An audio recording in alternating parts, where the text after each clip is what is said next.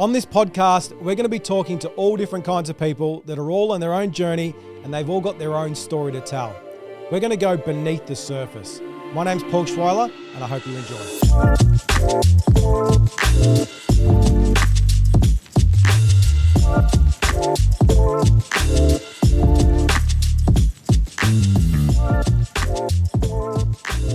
Noah Cumberland, mate, Richmond future superstar. Thanks for coming on. It's exciting to have you on today, mate, because we've been talking about it for a little while. Yes. And you're a busy man. And obviously in the midst of an AFL season, you've got plenty on your plate. But now that we're in your off season, good time to get you on, mate. So thank you for joining in. No worries. Good to be here. Great setup. It's good, mate. And obviously I've known you for a little while and we've got a bunch of questions we're going to run through today a little bit as well. But we're going to talk about AFL. We're going to talk about a few different things. But obviously I always like to go back in time a little bit and talk about people's journeys and where they got where they are today and all that sort of thing. So we know you're a Sunshine Coast boy. Correct. So I am. Where did it all start for you?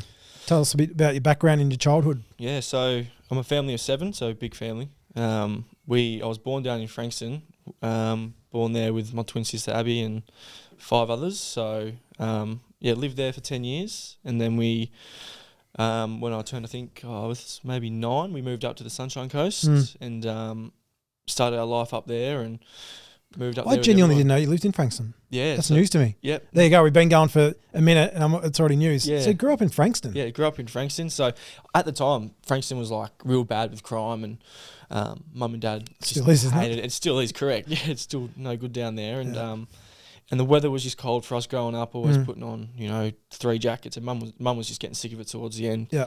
And then mum and dad just decided to make the move up and moved up to Queensland. Couldn't get in a better spot, to be honest, like just growing up with the sun every day. And did you already know people up there or just a new start? Yeah, new start. It was a completely new start. It's probably all I ever knew. Like I remember living down in Melbourne, but not for too long. But I do remember the drive up, and it was just this agonising 20 whatever hour drive it is up there. Yeah. Pretty full on. But I think Dad had a couple mates up there. Yeah.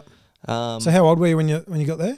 I reckon I was 10. Yeah, right. So yeah, 10 years old. So 10, and then you've gone up, new school, new mates. Yep.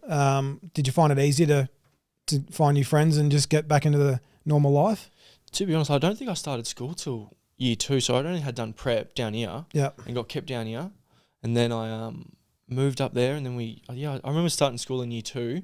I remember finding it very difficult to make friends at the start, but then while you're at school and the whole time through, I think years 2 to 7, I made this massive friendship group, and they're still mates to this day for sure. Were you a shy kid, you reckon, or pretty outgoing? No, I was definitely more outgoing, introverted, extroverted. Sorry, so I was way more extroverted, and I definitely didn't have any troubles towards the end of making friends, but definitely at the start it was just a bit, new lifestyle. Yeah. Wasn't really at school, so I didn't really know. Were you good at school? Were you an academic or not? Not really, no. No, wasn't your thing? Wasn't my thing at all, to be honest. Like, I was always getting in trouble at school and causing a ruckus, and I went all the way through to year 7 and did start at high school and then pretty much just dropped out after that. And so you didn't finish high school? Nah.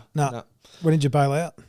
I bailed out. When did I bail out? I reckon it was year 9, term 1. So what's that? You're 15? Yeah, I was young as. Right. So there's a whole... Were your parents on board with that? Like, they just knew it was the best thing to do? Yeah, for sure. Like, by that stage, I was getting in a bit of trouble, and just being so young, I was pretty immature. And things had completely changed after I left school, though. So, like, I'd worked with my old man for like 6 months, I'd say. And then I was just this immature kid working for him, being a pain in the ass and all that. And then What work is he doing? Concreting from memory? Yeah, concreting, yeah. And then I got shipped over to his best mate, Matty, and he had a stonemasonry business. And I started doing that for 4 years, and by the bloke of the name of Ryan White, he pulled me into line heaps. Like he just pulled me aside and he said, "Mate, you're this kid at the moment. You need to smarten your act up, or otherwise you're not going to get anywhere." So you stayed in that trade? Did you enjoy it? Trade for 4 years, yeah. You did a bit of stonemasonry work at home the other day, apparently. Yeah, I did. Did my own little kitchen. So he actually shipped the stone down, and I installed it, and did all the stone. Nice little. Do you just naturally have an interest in that sort of work? It's probably all I knew at the start. Like I obviously left school and just got shipped into that, and it's all I know. And I don't mind, to be honest. It's a very satisfying job. Yeah, but also very deadly with all the silicoses going on at the moment.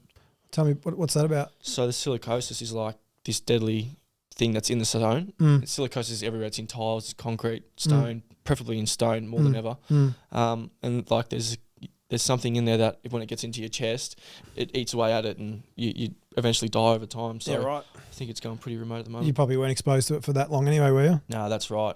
But at the start, it was pretty bad. Like I did no respirator, no mask, or anything like that. So in the end, I had the mask on, and yeah, hopefully I'm still safe. Well, you seem pretty fit. Yeah, hopefully. So yeah, okay. So growing up, weren't great at school. What about your family? Like, did you have some siblings that were great at school, and was there any pressure on you to be good, or were your parents pretty cruisy, like you do your own thing? Yeah, look, they were pretty cruisy. Like my whole family probably aren't the smartest group, but very hardworking mum and dad, and same with all my siblings. But yeah, look, it was all sort of started with Dad saying, look, he's probably not going to get anywhere at school, so let's just take him out and be more hands on, and that's what I am. Like I'm very more hands on and like to work hard. Yeah, and yeah, look, my older brothers there. One's studying to be a teacher, and the other probably not too good. He's working at Woolworths, but you got to start somewhere. Yeah, that's right. Then I'm also a twin, so I got a twin sister. Yeah, Abby. She's works in dementia care. Yeah, right. She's done that for about 3 years now, I'd say. Then I got Nicholas, which is my youngest brother. He's concreting with the old man, so I think he's 18 now. He just turned 18. So are you guys all close? Yeah, we are. Look, obviously being down here, it's a bit more difficult to have that connection with my family. But look, I call him when I can, see him when I can, and make the most out of it whenever I see him. So. Yeah, that's great. And growing up, like sport, I mean, before we get to AFL, like what other sports were you playing? Do you have interest in any other sport, or did you do anything else? For me, because Sunshine Coast, it's not an AFL.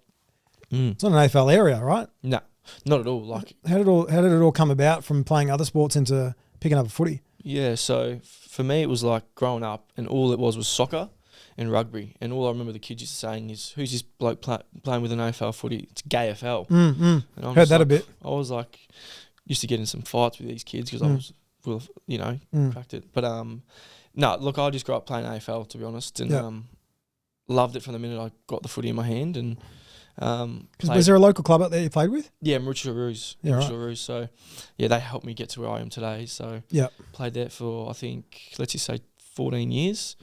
Played in a premiership every single year when I was there. So did you win them all? No, I think I would have won about 10 and lost about 4. So there's a bit of a story there. Yeah, wow. So at what point did you realise that, like, do you remember growing up thinking, I'm actually good at this game? Like, do you ever remember a point where you're like, I actually feel like I'm better than pretty much everyone I'm playing with? Yeah. Not like, as I say better, I think like I knew that there was something there and I wanted to just keep on driving myself to be better. And yeah, like I was making all these rep teams and state teams, and then I think I won like the under 12's best player of the carnival in Queensland. So from there on, like people start to talk, and was AFL on your site at that age, or not really? I'd say that's where the start of it was, and that's where I probably got my name in the book, and they've gone, all right, so this is this kid, he's done this, he's achieved this, so it probably did help me a lot. But then after that, like I got picked in the Queensland team and all the rep teams, and it was definitely. Any boys back then you were playing with that are playing AFL now, or not really? I did have Will Martin. He got drafted with me in 2019. I was pick 42, he was pick 44, and played with him for a few years. But there's actually a kid that just got picked up by Brisbane Lions named Bruce Revell, right, and he's worked his absolute arse off. So he was he was my draft year, didn't get picked up, and he's just been working his buttocks off for the past 4 years and got picked up. So then there's another one, Carter Michael, which probably is the biggest one out of all of them. He got picked up by Brisbane, played footy juniors with him my whole life. Nice little halfbacker. He really good player. Some great strengths about him, and now he's still at Brisbane at the moment. So when the lead up to getting drafted, who were you playing with when you got drafted at the time? Yeah, so there was 2 teams. There was Maroochydore that I was playing with, and then there was the Brisbane Lions NEFL that I was training with. Right. And the Brisbane Lions NEFL trained with the AFL squad, etc. And I grew up. I started playing with Maroochydore heaps, and then where I started to get my name in the door a bit more was that NEFL side. So, would they? Because if they were attached to Brisbane Lions, Wouldn't they have had their eye on you to grab them, or Absolutely. was there talks like what? How did that eventuate? Like how Richmond? Why do you think it was Richmond? That's a good question. Like I think with Brisbane, like they probably see me grow up and have no knowledge about the game, and they probably just wanted to pick me up a little bit later on in the draft. But fortunately enough, Richmond were able to pick me up a bit earlier. And so what number did you go in the draft? 43. Yeah, right. So is that considered still fairly low? I think it was second round then, but maybe, I don't know if it's third round now or whatever it is. But did you know that they were going to pick you up? No idea. No. Did you think you were going to get drafted by somebody? To be honest, not really. But then there was like on the side, there was like a list of who's still yet to be picked up, and for some reason my name was up. Well, not some reason, but like my name was up there. Yeah. I was like, oh, well, I might be half a chance here. So where were you when they announced that they picked you? I was just at home. I was with your family, with my family and my friends, and I had about 30 people over. So it was pretty chaos, and my best mates to this day, and like tell me about the moment that you heard your name called. Like, was it just dream come true? Were you were you losing it? Yeah, mate, it was unbelievable. Like I just couldn't. Like I was sitting on the couch, I remember just staring at the TV, like just absolute disbelief. Mum and Dad screaming, and Dad yelling out, "He's going to Richmond!" And I'm just like, what's going on here? Couldn't did any of them follow an AFL team or not really? My parents? Yeah. Yeah, Dad was a mad pies man, so he definitely loves his pies, and still does. Yeah, I think he's got a little bit of a soft spot there for him, but he's obviously all for me. Yeah, for sure. What I can do, for sure. And Mum just probably all for me anyway. Yeah. So you got picked up by Richmond, and then from when you got drafted, how quick did you have to get down there and be in Melbourne and join the club? Was it straight away? Snap of the fingers. Really? Like you got no time, no sort of turnaround. I think got picked up, and then I woke up the next day, did a meeting a video that I had to send into Richmond, put on their media, and then I think it was the day after that I was on a plane down there and training the next day. You didn't even get time to think. No. I feel like you even had time to say goodbye to your friends and family. Nothing at all. Were you cool with that though? I was. Yeah, I was ready. I was itching to get down there. Adrenaline just nonstop. Get down there. Yeah, it was a, it's something I've always wanted to do, and yeah. Did any players sort of reach out to you and say, mate, excited to have you come down, or was it just walk in and were you nervous you'd walk into the club and you're just meeting all these players that you know who they are but they don't know who you are, sort of a thing? Yeah, absolutely. Like I think the first person I seen was Dustin, and I was like, what's going on here? I just got absolutely rattled, and I can't remember what I said, but I absolutely stuffed it up and got all awkward and just walked off. I was like, all right, what have I done here? Yeah, because it would be, like the draft's just happened now. You look at all these young players walking in the clubs, and they're walking up to these players because they probably idolise them, but they don't necessarily know who these kids are. So you're just walking into a new job. You don't know anyone. Like it must be, and there must be a lot of pressure with that. Absolutely. It's definitely the biggest thing about it is intimidation. Like of course. Me as a footballer, I probably didn't have so much knowledge in all the players at the club at that time, but we just come off the back of a flag. We've continuing to win the next two or whatever it was, and like at the time we had some of the best players in the league, like Trent Koch and Jack Rewell. What year was it you were drafted there again? 2019. So that was premiership year? Premiership year, yeah. That year and the year before. Yeah. Oh, yeah, something like that. So pretty good times down at the club when you walk in. Yeah. And exactly. Even when you're out on the track and you kick a footy for the first time, you just feel like everyone's watching you. Oh, yeah. Just pressure. I think for the first 2 sessions I didn't hit a kick, just with nervousness. Yeah. But no, it's definitely, I loved it. When I got picked up, it was just surreal. And then obviously your journey, like from getting drafted all the way through to playing your first game, like, I was with you sometimes and saw the highs and lows. You think you're going to get in, but you don't. But obviously before that, you did your ACL. Correct. In a twos game, I'm guessing. It was actually, I think it was training. We just got back after for our camp for the year, and so you've done is this first or second year? First year. So first pre-season, we got back, and I remember all it was. I was running, and I went up for a mark, and then Brody pushed me in the back, and I've just done it. Yeah, and it just snapped. Look, it didn't feel like much. Didn't feel like it was any pain. So at the time, you're like, oh, it's no big deal. Yeah, I pretty much got up and got the footy and went off, and then I was like, oh, something's not right here. And then I sort of like put my knee back in, and then it just like sort of crunched, and you could feel a bit of pain. I'm like, well, this doesn't feel right. Then I went and seen the doc, and he does the old knee movement where he sees if it's still there or not. Unfortunately, it was completely snapped off the bone. Far out. So then you're obviously out for a year. You would have been Devo. Yeah. Were you it's probably hard to be positive with that sort of stuff. But like, did you find it difficult to be positive, or were you just really flat? I think for me, it was all I knew at the time, because it was my first year going into football.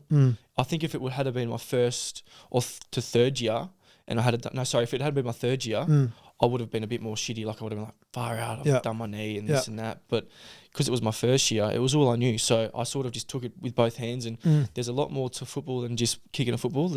There's like, you got to take the positive out of it, which is learning the structures and how we play, and how I am around the club, and my body language. And there's so much more to be better. And look, I'm living this lifestyle that every kid would dream of. Yeah. And then there was opportunities where I could get big in the gym as well, and do as much gym as I can and be as fit as I can. And at the time when I was doing that, I was up in the hub in Gold Coast with all the boys. So, of course, because of COVID, yeah. With COVID, and look, at the time there was probably not too many boys debuting, and we had a very strong team, and we won the flag that year against Geelong. So, I did a mountain of work to get back to where I am today, and I've probably only benefited from it. Yeah, right. Because I just would have thought for a young bloke, first year, knee, some people would almost kick the bucket and just go, it's over. But like, you were contracted for, when you get drafted, how long are you in a deal for? 2 years. So so you still knew you had another year as a backup. Yeah. Which probably gave you some comfort. Did the club, do you feel like they got around you? Like, you've done your ACL, did you feel like they were supportive and gave you confidence that you'd be getting another go?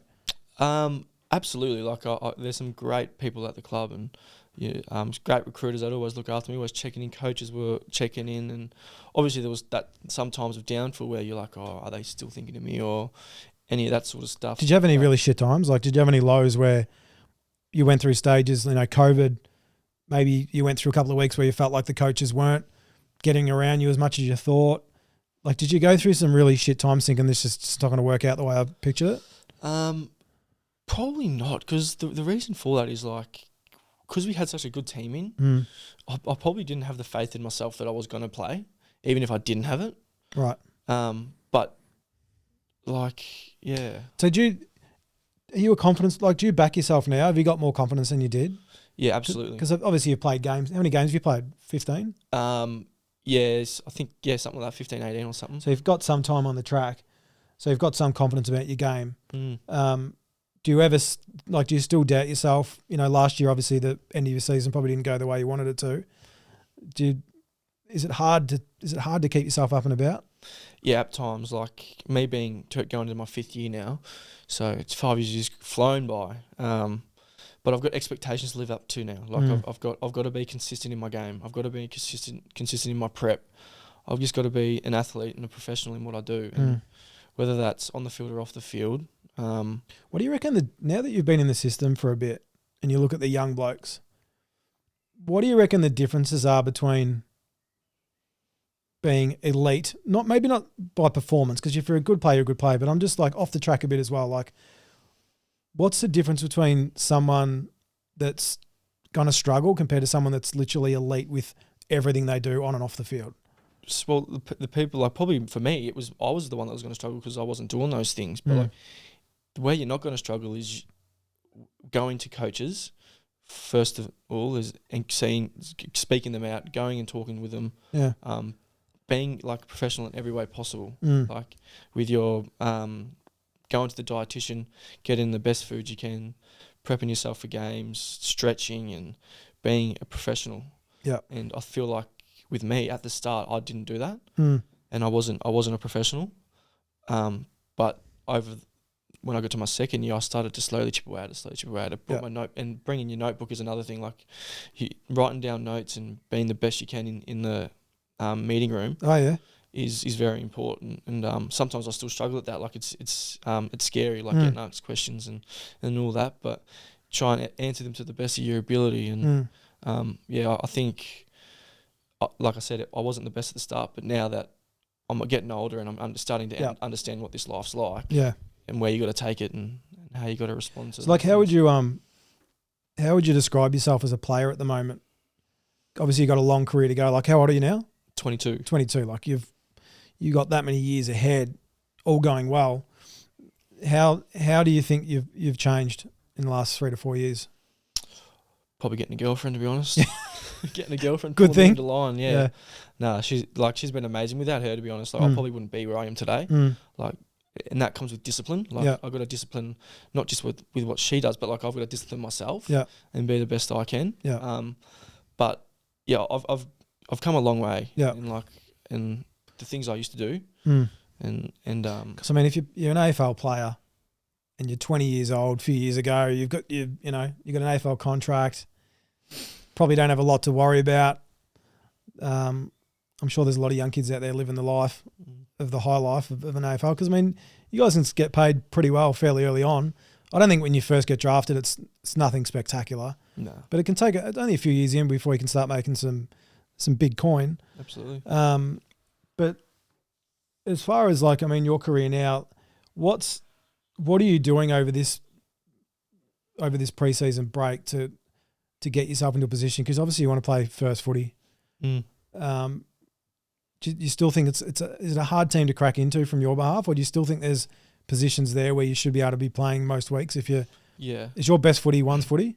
Yeah, my best footy is definitely ones football. Yeah. But then there's some attributes that I can do in the twos that I can't do in the ones. And do you think there's a big gap between the two? Because when you played twos, particularly last year, like you were smashing them. Do you reckon there's a real big jump in quality of footy from twos to ones? I think probably not. I think ones is a lot more spacious. Like you can get around the ground easily, and twos football is more congested and like contest wise, and limited like opportunities. A scrap. Yeah, very much like that. And it always looks a bit more of a scrap twos. Yeah, no, it definitely is. It's the way to put it. And AFL's, it's not that it's easier, but it's predictable. Yeah, right. Take me back to the moment at Marvel. I was there that night when the siren went. Yeah. And I think you're about 55 out. Yeah. And it leads me to my next question a little bit about public criticism and supporter criticism and stuff and how you handle that. But I think it was against Freo. Is that right? Freo, yeah. Freo, I was there that night. And siren's gone. You've taken a grab. You only needed probably a point to win. Is that? Am I on the right? I think we were tie. It was tie, yeah. But then you went to play on, siren went. Yeah, correct. At the start, you probably would have felt like shit. But like looking back, because you copped it hard on that. Yeah, for sure. Which is kind of the main question around how you deal with the public criticism. Because, when you go out and kick 5 at the G, which you did, it's the Noah Cumberland show and everyone gets around you. But if something shit happens, like people fucking kick you when you're down. Like they turn on you. They can. And I follow all the Richmond pages now because I'm obviously interested in the club because you're there. But people quickly jump on you and boot you. Yeah. How do you deal with that? Do you look at comments? Do you read this stuff? Yeah, you got no choice but to read into it. Like if you say you don't, you're lying to yourself. So I think you do see a lot more. Like as a player, I think supporters think that you don't look into it, but you actually do. Like a lot of players see a lot of it and read a lot about it. Do you find yourself scrolling at people's comments on the pages? I can see myself scrolling till 11 o'clock at night. Yeah, and some of the stuff hits home, but some of the stuff's amazing. Like people back you, and that's the confidence you need. Like putting someone down isn't going to make him better. But yeah, obviously. But that going back to that moment, if you went back, do you reckon you would have made it? Yeah, absolutely. Do you reckon? Yeah, you're a long way out. Yeah, because you've got a fair shoe. Yeah, I think I would have. But do you reckon it's tough? Like anyone, you played on. I think you got tackled anyway, didn't you? Or did the siren went? Even if the siren didn't go, I would have got tackled. Yeah, that's right. Yep. But most people playing like it's a very play-on game now anyway. Yeah. And again, hindsight, everyone talks about hindsight, but what did the coaches say after that? You should have gone back and just had a shot? I think was any of your team dirty on you? Was everyone getting around you? Or no one was dirty at me. No way. No. Like I was pretty in shock. Like I was like, wow, does this happen to me? Because I think the week before that, Jake Arts made a bit of a mistake. Correct. Against North. Yeah. And then I was like, oh, thank God that's not me. Yeah. but then it happened. The next week later, worse happens to me, and I'm like, oh no. Yeah. But like you touched on before, it's just all about how you bounce back. Yeah. And like you said, I was able to go out that next week and have a good game. And then you had the game during the year that you did kick 5. I can't remember who that was against. You kicked 3 in the first quarter, I think. Hawthorn Yeah. this year, VFL. Yeah. Was it? Yeah. No, in the ones. It was at the G. Oh, Melbourne maybe, yeah. Yeah, that'd be right. My team. Yeah, your team, yeah. Yeah, I think it might have been actually. Like, how do you describe a feeling of playing on the big stage and snagging 5 in your first proper year of footy? Is it just dream come true stuff? Like, did you ever out on the ground just having a moment, pinching yourself, going like, I'm on the big stage. This is unreal. Yeah, absolutely. Standing next to big names. Yeah. Like, how have I got here? Like, is it just amazing? It is, yeah. No, it is. Like, sometimes, like you said, you pinch yourself and you're like, geez, I'm actually here. I'm actually on the big stage. And you look up and you look around and there's 80,000 people and screaming out your name. And, like, before the game, there's, like, people yelling out your name. No. Like, it's just like, who'd ever think that they'd be in that situation where people actually want something from you? Yeah. Or support you or like the way you play. Yeah. No, it's something that every time I get the opportunity to play AFL, I look forward to. I look forward to playing for the supporters and being there and kicking goals because that's my job. That's what you do. And your kicking run up, it's an interesting one. It's almost like Josh Kennedy. He had the stutters, but you've got like a little sidestep thing going on. Yes. How did that happen? How did that come about? So I think Xavier Clark, one of the forward line coaches, recently gone to North Melbourne to coach. He sort of told me to go on an arc like Buddy does because he's a left footer. Yeah. Because at the time I had a hemigraft done for my ACL. So I haven't, it's normally when I'm further out that I do that sort of big step. Yeah. Because I can't get the distance. Right. So I swing at the back and like try and get some momentum going forward. Yeah. It's not out of me wanting to do it. It's just I've got to do it because otherwise probably won't make the distance. You've got a fair shoe on you. You kick 50, no dramas. Yeah, correct. Yeah. But then like I got into a routine of feeling comfortable doing it. So I was just like, well, if it's working now, then I'm not going to change. I think everyone jumps on board. If you have a bad day and you're not kicking straight, they'll jump on your kick. Like I saw one comment, some bloke wrote, Noah's got to run up like a bashed crab. See, I love those comments. Like, it's just pretty funny because it's true. Like, it is true. But it only looks bad if you're missing them. Yeah. But when you're slotting them, like no one gives a shit. That's why everyone will jump on board and carry on if you're not doing that good. But if you weren't doing that well, I was interested to know if any of the coaches were like, have they tried to try and get you a bit more conventional on a run up, or they just let you do your thing? I think they just let me do my thing, to be honest. Like probably more so this year. Like I was doing the same thing but wasn't executing, and I was just like my confidence was dropping. And I was like the year before prior to that, I was kicking them goals and I was doing it fine. Yeah. But this year I found it. I don't know. I found it difficult to execute that sort of kick. Yeah. So I tried to change it up and run in straighter, and it just nothing was working. Yeah. But I've got a good routine now that I've practiced for the past few months, and I'm pretty confident with it all. Yeah, because I reckon your awareness of where the goals are is awesome. I reckon, like if you're in a pocket and you got a free step, like you're snagging it. Do you feel like your goal awareness is really strong when the ball's in live play? Yeah, it's probably one of my strengths is knowing where the goals is. And but even your kicking, like in midfield, like sometimes I've watched you're up the halfback flank and you're kicking a half forward, like. You've got good field kicking as well, and it's interesting how it's such a different kick to lining up, kicking, like doing a sideways step for goal. But you're good overhead. Like, what do you reckon your best parts of your game are? Yeah, probably like obviously goal awareness, like we just touched on. My ability to win one-on-one contests, and just my ability to bring other players into the game and but like there's also a lot of things that I need to work on, and that's my second and third efforts. Getting up the ground to defend.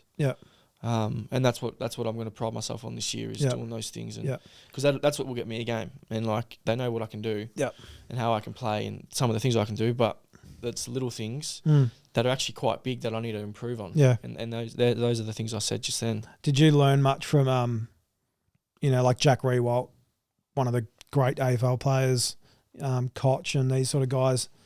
Did you learn a lot from them on the field? Yeah, mainly from like Koch off the field, best bloke ever. Yeah, but mainly on the field, Rewalt was a very. He's very vocal, wasn't he? Very vocal, and I think a lot of people think that he's having a go at me. And a lot of the time, it looks like he's spraying. But he's not. That's not what he's. That's just the passion in his face that he drives that standard of professionalism on the field, and he controls that area. And Is he still around the club? Not at the moment, no. I'm No. not too sure what he's going to be up to. I think he's just on the radio shows at the moment. Yeah, okay. Fox Footy, but Yeah. who's to say he's not going to come in? And Who else? Who at the club currently is there any players that you work closely with, or anyone that you really try and just gain knowledge off, or base your game off, or maybe you base your game off another AFL player for another team? Like, is there anyone you look up to or want to play like? Because you've got a similar role to, I know we've spoken in the past about Dusty. I can't remember your terminology you've used. Unlicensed sort of a role, or is that what you call it? Yeah. So that's what does that mean? That's where I fit in, and that's like Sage's last year when he wasn't playing, I'd go in because it was that unlicensed role. So the unlicensed role is being like you're unstructured, you're not structured, you don't have to play a system. Right. So with a system, there's roles you got to play and fulfill. But being a licensed player, you're more licensed to go wherever you want on the field. Right. Preferably before the forward half of the football. Okay. You can go to the contest. You can. There's not many people on the team that sort of get given that. There's probably one or two. Right. It's mainly. Why do you think you've got that license? Because the year I had a good year, I think like we played a trump role, and that was more licensed as well, which is a deeper license role. But this year is like a bit more up the ground, and trump wasn't working the deepest forward for me. So then they tried to get me up the ground and be a bit more licensed, and yeah, it works. But obviously, you know, Dustin's going to get a run before me and Shay, so I'll just wait for my opportunity. And there's got to be other ways I've got to find to get into the team. Yeah, there's some good players up forward. And how's the new coaching role with Uze? Was it gun at the D's back in the day? The D's, your team. Oh yeah, he was a gun. Yeah, no, he's a ripper, mate. Like, he's already setting standards at the moment. Like, this new culture that we've got going on I'm just looking forward to it, and I'm excited to see what it brings. Is everyone a little bit more? Probably tough for you to answer, I suppose. But you know, Dimmer was at the club for I don't know how long, a long time. Yeah. What was the feeling like when he moved on? Was I'm guessing everyone was probably sad to see him go, but everyone's probably excited about a fresh start, as he probably is. Yeah. Can you notice through a club when a senior coach changes? Oh, definitely. Like, things started as soon as he left. Things did change. Like, Minnie came in, Andrew McQualter came in and changed a few things and all that. But then with Uze coming in, he knows what he wants. Yeah. And he's changed a few things already, and he'll probably continue to do that. And he's giving us the opportunity to challenge the game a bit more. And because he's been at the D's for a while, does he? Have you found him referencing the D's a little bit when he speaks? I'm not too sure because I don't actually look too much into it. No. You probably answer that better than what I do, but like I'd think so. I think that he had a big impact on the Melbourne team. Yeah, for sure. Like he was the assistant coach there, and he probably changed a lot of things there as well. Yeah. So yeah. Yeah, be interesting to see how the club goes, but he's always come across as a bit more of a quiet guy to me. So I don't know whether he be good to see how he goes, but there's probably good things he's taken away from the way that Goody coaches, and he'll probably implement some of that as well. But it'd be interesting to see how the club goes. But yeah, like moving forward, I suppose what are your goals in AFL? Goals in AFL is just taking it seriously day by day, week by week. Are you nervous about? I mean, if you back yourself and you feel like you're going to be in the system for a long time, do you find yourself nervous about what if AFL isn't here anymore? Because things can change quick. That's right. You know, like, do you ever find yourself thinking about that? Of course, yeah. You always doubt yourself and how far I'm going to go into playing AFL. Like, there might be a week where I have the best week ever, and then I've got all the confidence in the world that I'm going to get this, whatever it may be. And then there's weeks where you have the worst week and you don't play your best, and you're on a down. Yeah. And you got no confidence, but you just gotta work day by day and just like get that 1% better, as we speak about. Like, just get 1% better each day, and you're consistently improving, whether that's on or off the field. And like, people see that, and as long as I'm, like I said, getting 1% better, that's all that matters. Would you love to be a one club player and play 200 games plus? Absolutely. Yeah. Yeah. That's what I've always wanted to be. Have you had any other clubs reach out to your manager or anything and just get some interest in what you're up to? I'm not too sure. He keeps that pretty discreet. Yeah, that information. Yeah. For sure, yeah. Interesting. I'd love to know that. Yeah, so I'd be happy if the D's gave him a ring, mate. Yeah.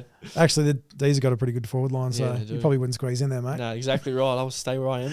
No, that's great. But, mate, look, it's an exciting journey for you. I mean, I feel lucky that I was that I got to know you before you even played your first AFL game, and saw you through some patches when you thought you were going to be in and you weren't, and it's been a good journey. But mate, we're all behind you in the office. Doreen's behind you. That's right. Everyone in Doreen seems to know you because we plug your name a little bit. That's right. No, that's good. Our mate Ian Wilson's a big fan. Yeah, Wilson. Yeah, Willow. Willow. But like everyone gets around it. Like, it's funny how many people I go into their home and Richmond supporters, and they'll bring your name up before I've even said anything. Yeah, well, we know that Noah gets down there a little bit sometimes, so yeah. it's pretty easy. It gets me half in the door. Then I've already sewn it up. That's a win. So thanks for that. I'll send you the invoice. That's good. Yeah, thanks. Need it. Yeah, no, for sure. But look, we all back you, mate, and we're looking forward to watching you bloom over the next few years, because you're still a young bloke, like 22, starting your AFL career, and you can clearly play. And we're excited to see it happen, mate. But again, we appreciate you coming on. Thank you. It's good to get a bit of a different insight onto your life and what you do, and around training and all that sort of stuff. But mate, good luck. Cheers, mate. Hope you smash it this year. Yeah, so do I. Should be a good year to come. Yeah, good on you. Thanks, buddy. Thanks, mate. Cheers.